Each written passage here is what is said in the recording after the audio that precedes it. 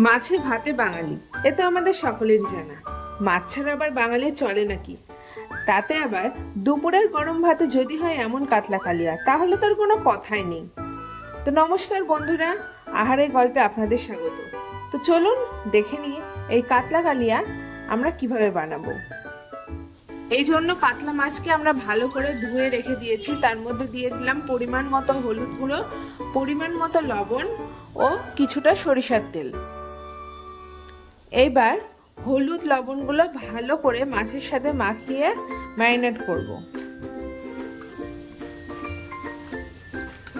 ভালো করে মাখানো হয়ে গেলে আমরা সাইড করে রেখে দিচ্ছি। এইবার আমরা কড়াইয়ে ভালো করে সরিষার তেল গরম করব। কড়াইটাকে ভালো করে গরম করে নেবেন, তারপরে সরিষার তেলটা দেবেন। দেখতে পাচ্ছেন সরিষার তেল দিয়ে একদম ধোঁয়া উঠছে, তেলটার কালার চেঞ্জ হয়ে গিয়েছে। এইবার আমরা মাছগুলো একে একে ছেড়ে দেবো তেলের মধ্যে। তেলটা ভালো করে গরম করে নিলে কিন্তু মাছগুলো ভাঙবে না। এক সাইড থেকে ভালো করে লাল হয়ে গেলে তবে মাছটাকে উল্টিয়ে দেবেন। দুই সাইডে ভালো করে লাল লাল করে ভেজে নেবেন। খুব বেশি ভাজারও দরকার নেই, খুব বেশি ভাজলে মাছের সফটনেসটা নষ্ট হয়ে যায়।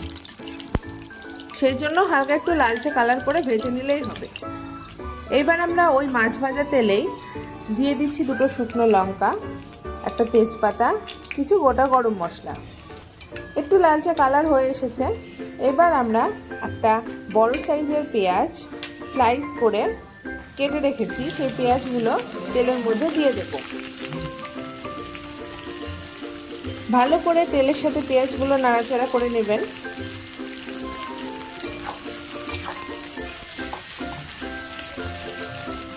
হাই হিটে রেখে আমরা পেঁয়াজগুলোর বেরেস্তা ভেজে নেব।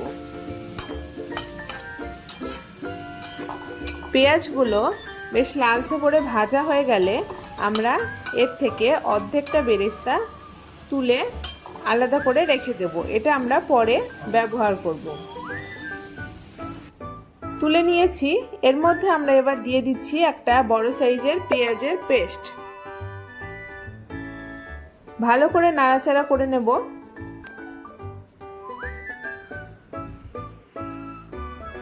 গ্যাসটাকে হাই হিটেই রাখবেন, এখন গ্যাস লো রাখার কোনো দরকার নেই। দেখতেই পাচ্ছেন তেল ছাড়তে লেগে গিয়েছে। এই সময় আমরা কিছুটা চিনি দিয়ে দেব। এই চিনিটা দেওয়ার জন্য মাছের কালারটা কিন্তু সুন্দর আসবে। একটু নাড়াচাড়া করে আমরা এর মধ্যে দিয়ে দেব কিছুটা আদা, রসুন ও কাঁচা লঙ্কার পেস্টটা দিয়ে ভালো করে মশলাটাকে আবারও কষিয়ে নিতে হবে। দেখতেই পাচ্ছেন মশলা থেকে আবারও তেল ছাড়তে শুরু করেছে।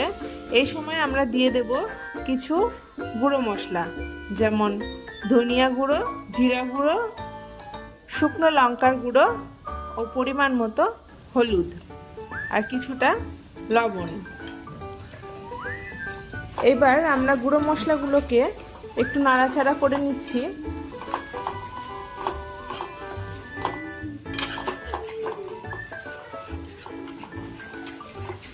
ভালো করে মশলাটাকে মিশিয়ে নিয়েছি।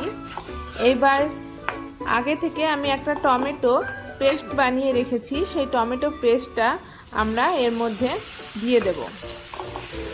আবারও ভালো করে নাড়াচাড়া করে নেব এবং মশলাটাকে কষিয়ে নেব।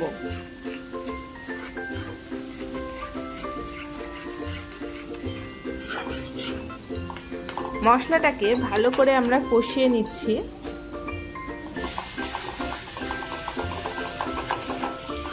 এইবার 8 থেকে 10টা কাজু আগে থেকে ভিজিয়ে রেখে আমি পেস্ট করে রেখেছি, সেই কাজুর পেস্টটা আমরা দিয়ে দিচ্ছি এর মধ্যে। ভালো করে নাড়াচাড়া করে নিচ্ছি। কাজুর পেস্টটা দেওয়ার ফলে মশলাটা কিন্তু লেগে যেতে পারে, সেই জন্য আপনারা ভালো করে বারবার করে নাড়াচাড়া করবেন।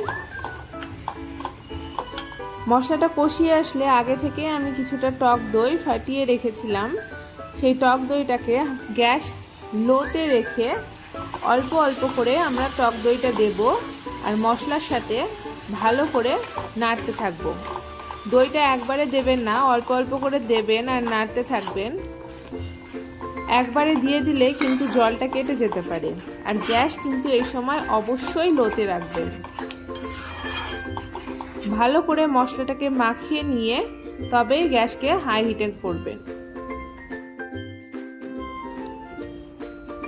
ভালো করে নাড়াচাড়া করে একটু ঢেকে দিচ্ছি। দেখতেই পাচ্ছেন মশলাটা আমার কষানো হয়ে গিয়েছে। মশলা থেকে তেলটাও খুব সুন্দরভাবে ছেড়ে দিয়েছে।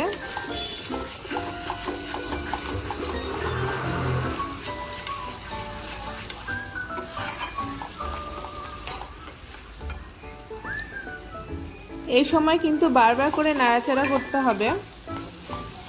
এবার আমি আগে থেকে জলকে ভালো করে গরম করে রেখেছিলাম, সেই গরম জল আমরা মশলার মধ্যে ঢেলে দিচ্ছি। জলটা কিন্তু অবশ্যই গরম জলই দেবেন, ঠান্ডা জল দেবেন না। গরম জল দিলে মশলার স্বাদটা কিন্তু বজায় থাকে। এই সমস্ত টিপসগুলো যদি আপনারা ফলো করেন তবে রান্নার স্বাদ দেখবেন আরও সুস্বাদু হবে। আবারও ঢেকে দিচ্ছি নাড়াচাড়া করে। ঝোলটা ফুটে গিয়েছে।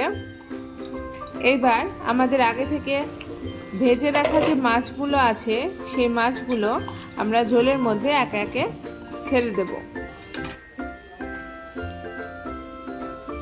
আবারও একটু নাড়িয়ে ঢেকে দিচ্ছি এবং ফুটতে দেব। জলটা কিন্তু আপনারা আপনাদের নিজেদের ইচ্ছা মতনই রাখবেন। দেখতে পাচ্ছেন খুব সুন্দরভাবে ফুটে গিয়েছে। এইবার আগে থেকে ভেজে রাখা বেরেস্তাগুলো আমরা ওপর থেকে ছিটিয়ে দিচ্ছি। কিছুটা ধনিয়া পাতা কুচি আর অল্প কিছুটা গরম মশলাও ওপর থেকে দিয়ে দেব।